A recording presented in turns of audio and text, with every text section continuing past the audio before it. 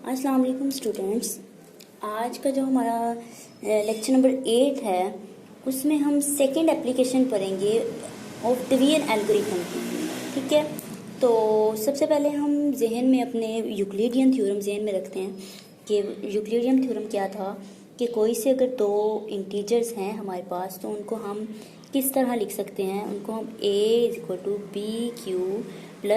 की फॉर्म में लिख सकते हैं। ये था हमारे पास यूक्लिडियन थ्योरम। तो वेयर आर जो हमारे पास था, आर की रेंज इसमें क्या थी, वेयर जो आर है हमारे पास वो बिटवीन है 0 और बी के। ठीक है, ये था। अब इसको जहन में रखते हुए हम ये थ्योरम करते हैं। थ्योरम नंबर 10 है।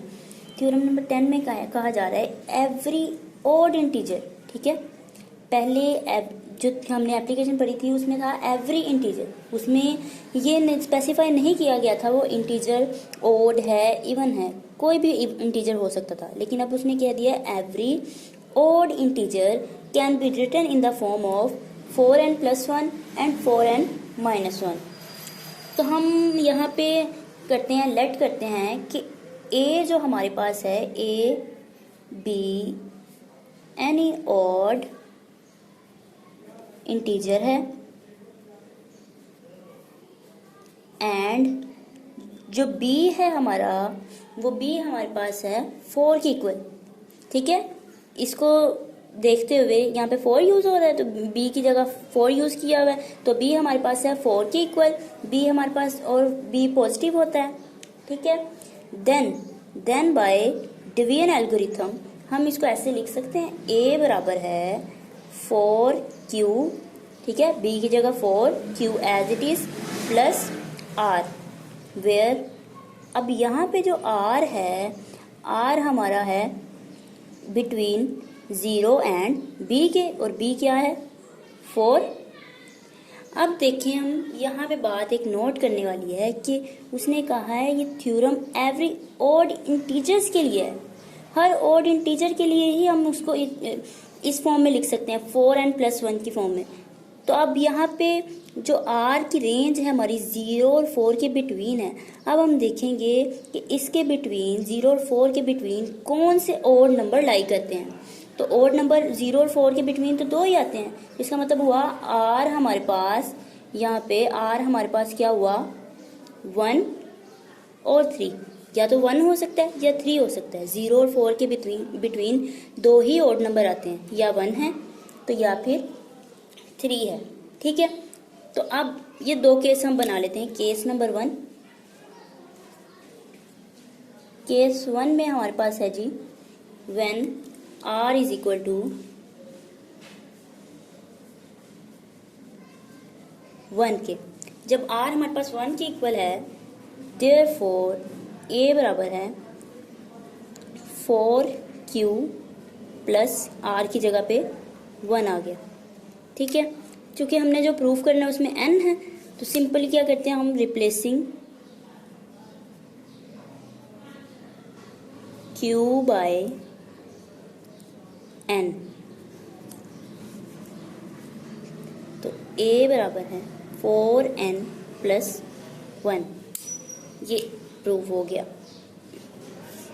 अब केस 2 है हमारे पास,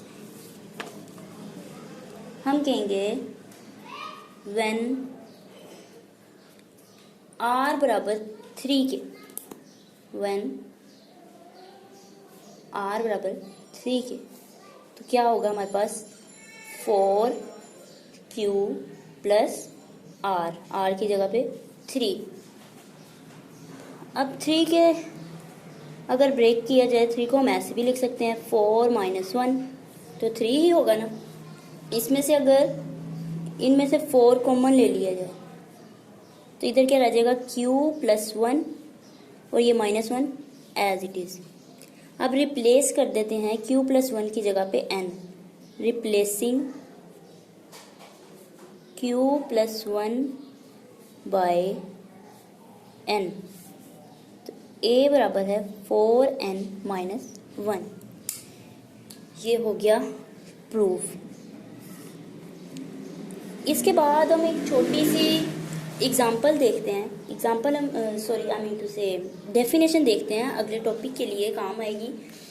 कॉमन डिवाइजर क्या होता है? कॉमन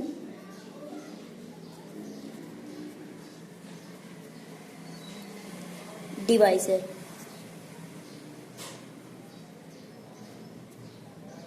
डेफिनेशन है हमारे पास कॉमन डिवाइजर। सपोज करते हैं हमारे पास, suppose A and B any two integers। हमने कहा A और B हमारे पास कोई से दो इंटीजर्स हैं, ठीक है, कोई से भी दो हो सकते हैं। देन अ नंबर, एक दूसरा नंबर है हमारे पास जिसे हमने कह दिया C है वो, ठीक है। Then a number C is called common divisor.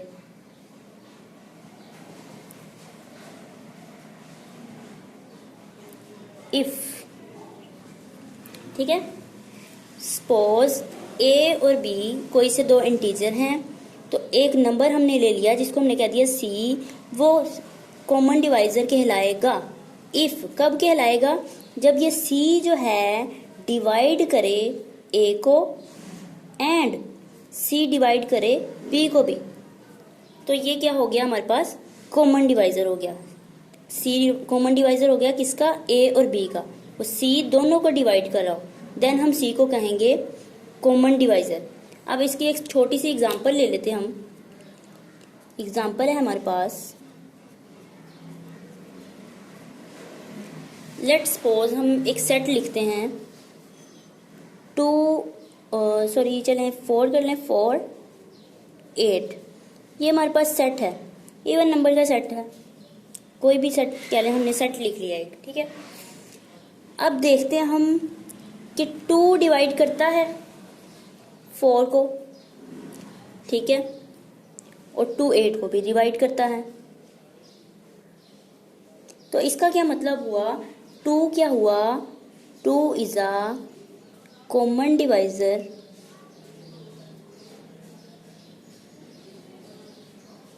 Of 4 and 8, ठीक है। तो ये थी कॉमन डिवाइजर की डेफिनेशन। तो इंशाल्लाह अब हम मिलते हैं नेक्स्ट वीडियो के साथ। अल्लाह हाफिज़।